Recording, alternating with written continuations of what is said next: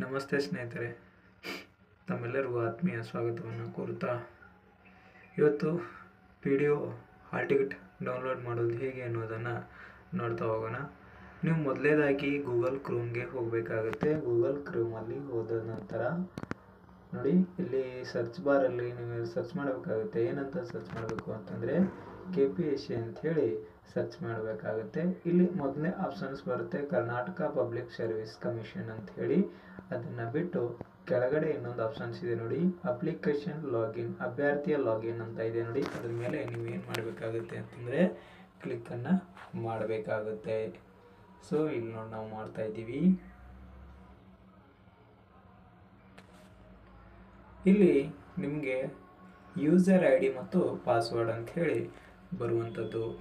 Okay, ನಾನು stop ಮಾಡ್ತೀನಿ. ಈಗ ಇಲ್ಲಿ ನೀವು ಯೂಸರ್ ID-ಯನ್ನು ಹಾಕಬೇಕಾಗುತ್ತೆ. ಇಲ್ಲಿ ನೀವು ಯೂಸರ್ ಐಡಿ ಅಂತ ಏನಂದ್ರೆ ಫೋನ್ ನಂಬರ್ ಇರ್ಬೋದು, ಹೆಸರು ಇರ್ಬೋದು, ಅದು ಹಾಕಬೇಕು. ಇಲ್ಲಿ ಆಮೇಲೆ ನೆಕ್ಸ್ಟ್ ನಿಮ್ಮ ಪಾಸ್ವರ್ಡನ್ನು ಹಾಕಬೇಕು. ಅಂದಲ್ಲಿ ಕ್ಯಾಪ್ಚರ್ ಕೋಡನ್ನು ಹಾಕಿ ಸೈನ್ ಇನ್ ಅಂತ ಮಾಡಬೇಕಾಗುತ್ತೆ. ಓಕೆ,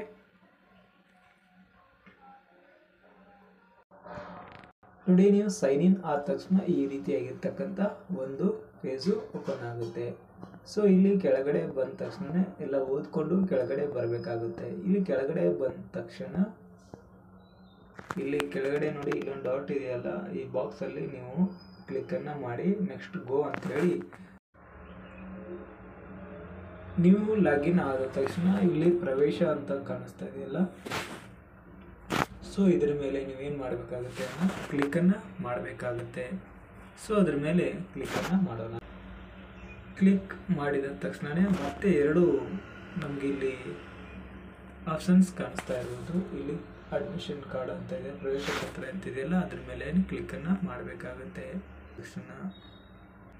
ಅದರ ಮೇಲೆ ಕ್ಲಿಕ್ಕನ್ನು ಮಾಡಿದ ತಕ್ಷಣ ತಮಗೆ ಇಲ್ಲಿ ಕೆಲವು ವಿವರನ್ನು ಕಾಣ್ತಾ ಇರುತ್ತೆ. ಸೊ ಅದು ಹೇಗೆ ನೋಡಿ, ಇಲ್ಲಿ ಫಸ್ಟ್ ನೋಡ್ರಿ, ಇಲ್ಲೊಂದು ಸೆಲೆಕ್ಟ್ ಬಾಕ್ಸ್ ಇದೆ. ಇಲ್ಲಿ ಏನು ಮಾಡಬೇಕು ಅಂತಂದರೆ ನೀವು ಸೆಲೆಕ್ಟ್ ಮಾಡ್ಕೋಬೇಕಾಗುತ್ತೆ.